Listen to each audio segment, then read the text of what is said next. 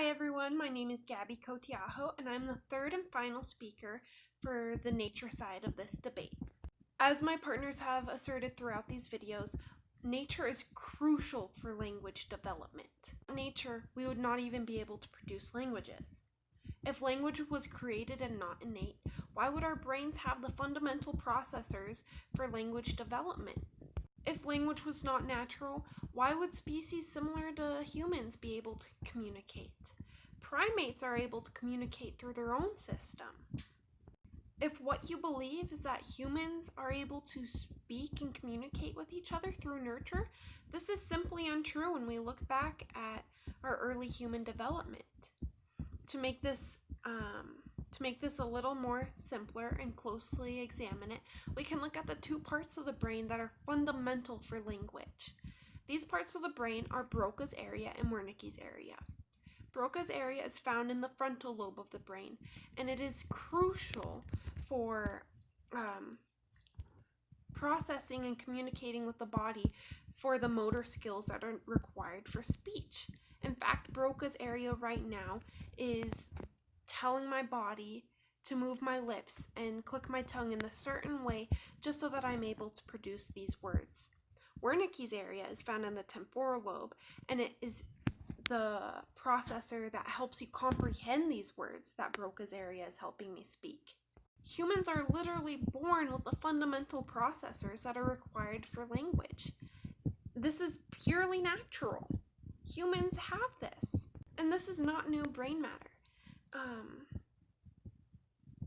This innate process has been occurring all throughout human history, and it's even found in our closest species, closest related species, primates like chimpanzees, gorillas, all of those related species. Although our anatomies are slightly different, Broca's area and Wernicke's area are found in chimpanzees and other primates. Primates can communicate through vocal tones and gestures. In fact, there are some countries that still practice our earliest forms of communication like this. This is how the cavemen used to communicate. And in fact, some cultures still have languages that are very similar to this, like the national language of Ghana. It's very tonal, so they go by different tones of the voice, just like singing pitches. While our languages have obviously evolved since then, we've created new words and everything, you're able to understand exactly what I am saying, and you can understand the choppiness of the consonants, the variances in my tone, and it's clear that language is entirely natural due to these fundamental processors that we are born with. The languages found that are found in primates are just an example of the earliest language that we have.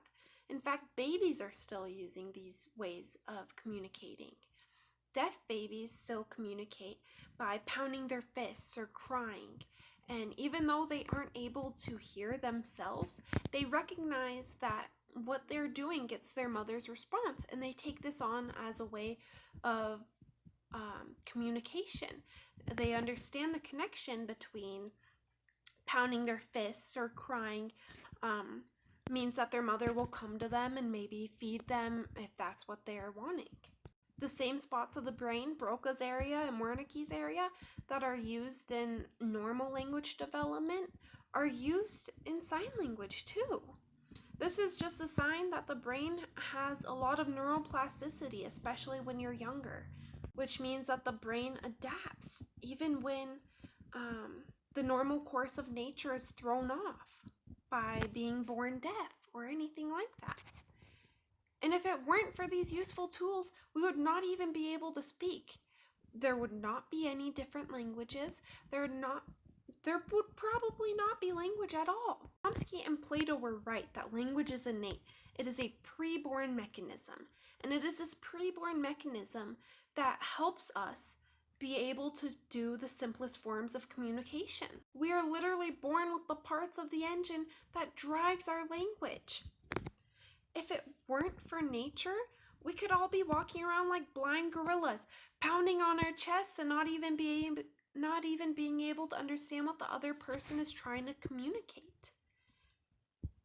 Nature gives us language, and it's about time we give nature the credit that it deserves.